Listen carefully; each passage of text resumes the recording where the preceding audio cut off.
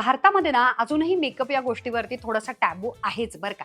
म्हणजे साधं राहणं म्हणजे अतिशय छान आणि जरा मेकअप केला की डायरेक्ट कॅरेक्टरलेसच होतंय की काय असं वाटतं. मला असं वाटतं मेकअप हे कौशल्य आहे आणि ती कला आहे आणि ती सेलिब्रेट करायला पाहिजे. ज्यांना ती नाही आवडत, ज्यांना ती जमतही नाही, त्यांनी छान साधेपणा एन्जॉय करावा, पण इतरांना नावं ठेवू नये. आणि जे मेकअप करतात छान छान त्यांना ते आवडतं, त्यांनी साधेपणालाही नावं ठेवू नये. अशा पद्धतीनं आपण सगळे हे सगळं आनंदानं उपभोगू शकतो. आणि म्हणूनच आज मी वेगवेगळे विचित्र आणि खूप चांगले मेकअपचे स्किल्स आणि त्याच्यातले रील्स आणि व्हायरल ट्रेंड्स बघणारे आणि एन्जॉय करणारे. चला बघूया.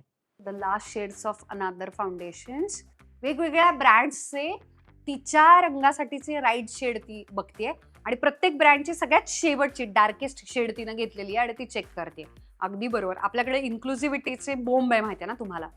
जेव्हा एखादा ब्रँड एखादं फाउंडेशनची सुंदर लाईन रिलीज करतं, अगदी पांढऱ्या शुभ्र गोऱ्या पान त्यांच्यासाठीचं पण आणि द डार्केस्ट पर्सन, तर या सगळ्यांना त्या फाउंडेशनच्या शेड्स मॅच होतील अशा पद्धतीचे वर्णद्वेष न करता सगळ्यांच्यासाठीची शेड लॉन्च करायला पाहिजे. आणि हे तुम्हाला माहिती आहे फेंटी ब्युटी जे रियानाचं आहे त्याचं सक्सेसचं मागचं हे सिक्रेट आहे की ती पहिली आहे की जिनं इतके डार्केस्ट कलर सुद्धा तिच्या फाउंडेशनमध्ये रिलीज केले आणि लाईटेस्ट सुद्धा. आणि त्याच्यामुळे सगळ्यांना अरे आपला विचार केला रियानानं फेंटी ब्युटीनं आणि त्याच्यामुळे तो ब्रँड रातोरात सक्सेसफुल झाला. केवढे तरी ब्रँड्स तिनं वापरले लॅक्मेपासून सगळे, पण कोणीही तिच्या आय थिंक 1 का 2च ब्रँड होते जे तिच्या अगदी जवळ जाणारे होते, पण ते पण म्हणजे बळजबरीनं, नाहीतर ॲक्च्युअल मॅच नाहीच मिळाला तिला.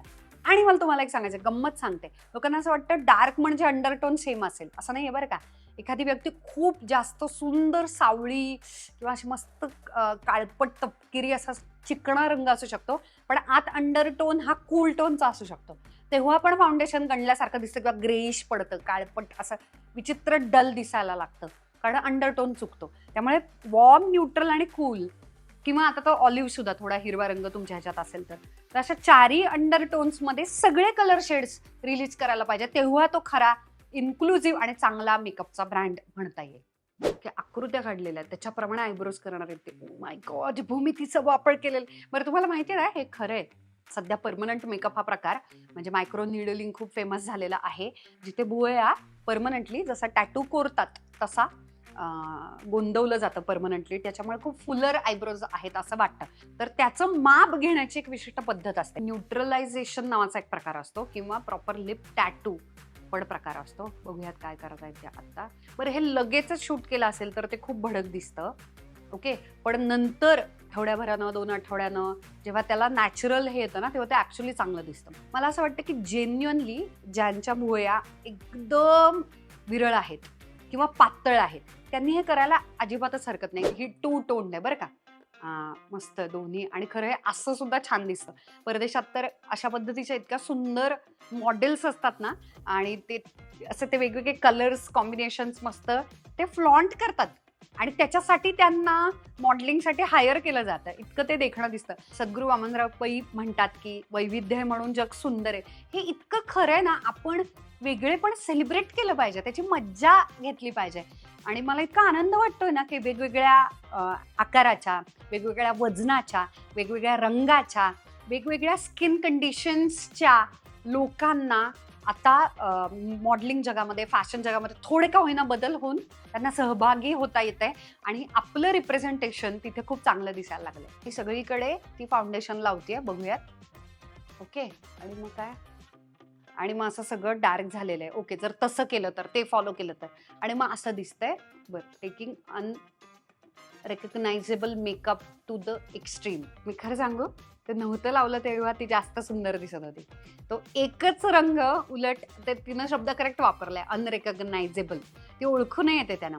आता ती तिची आयडेंटिटी झाली आहे. ते इतकं देखणं दिसतंय ना की तिनं ते 2 टोनचं असणं रादर काय माहिती, म्हणजे मी ओळखत पण नाही या व्यक्तीला, पण ते जास्त सुंदर दिसत होतं. उलट मस्त केलंय ना ते. ऍक्च्युली उलटी आहे असं वाटतंय. त्या कपाळामध्ये नाक आहे आणि ओठ आहेत वरती कोरलेत तिनं आणि डोळे तिचे ऍक्च्युअल त्याच जागी आहेत. कळतही नाही. आपण चकित झालोय आणि याचं गणित सोडवत बसलोय आपण.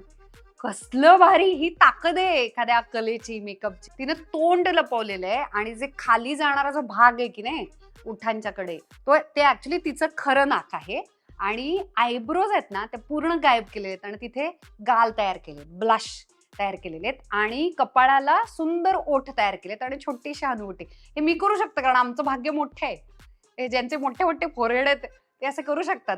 बट आय एम शुअर हे जे नाक कोरलंय ना तिनं, जे ठिपके काढलेत, फ्रेकल्स काढतात माहिती आहे ना तुम्हाला. फ्रेकल्स नावाचा एक त्वचेवरती होणारा एक पिगमेंटेशनचा प्रकार आहे. म्हणजे आपल्याला वांग येतो तशाच पद्धतीनं सन एक्सपोजरमुळे त्वचेतलं मेलॅनिन गोळा होतं आणि त्याचे काही डॉट्स तयार होतात, त्याला फ्रेकल्स असे म्हणतात. सगळेजण फ्रेकल्सला नावं ठेवायचे आणि मग नंतर 2 मीन गर्ल्स वगैरे काही पिक्चर आले, सिनेमे आले, लिंडसे लोहाननं ते फ्लॉन्ट करायला सुरुवात केली. तर हा प्रकार मेहंदीनं लोक करतात परदेशातले सुद्धा, पण तिनं अख्ख्या चेहऱ्याला का लावलंय नाही मला कळत आहे.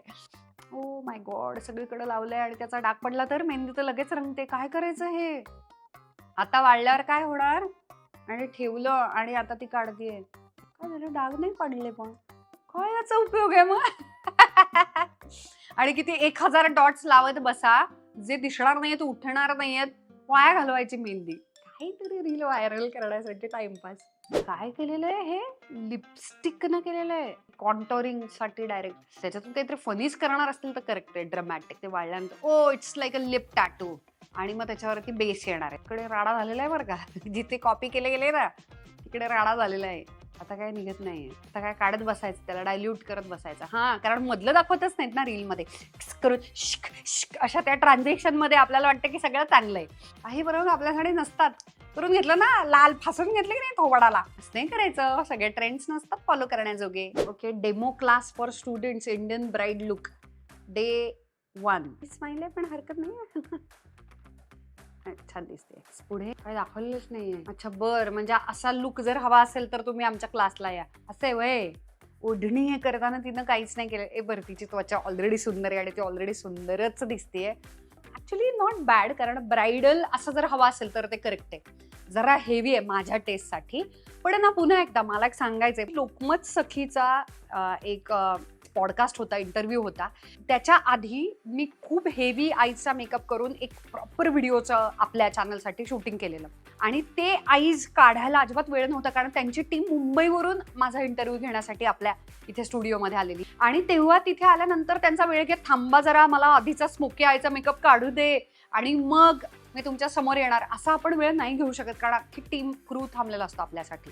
पटकन एक साडी नेसून आली जे हेवी आईज बरोबर जाते. त्यांना थोडी ब्राईट साडी पाहिजे होती आणि तशी माझ्याकडे लवकर मिळाली नाही. आणि मग मी एक मेहंदी ग्रीन कलरची साडी मी नेसून आले. त्याच्याबरोबर मात्र खूप जास्त डार्क स्मोकी आईज जाईनात, त्याच्यामुळे ते थोडेसे कमी करण्याचा प्रयत्न केला. पण तुम्ही 5 मिनिटात काय करणार? थोडासा ब्लश करून, कारण मेहंदीला थोडासा गुलाबी सर मिक्स केला की तो जास्त छान दिसतो. चूकच आहे, कारण की एवढे हेवी आईज असताना एवढा हेवी नाही करायला पाहिजे. पण ते इतकं हेवी नव्हतं.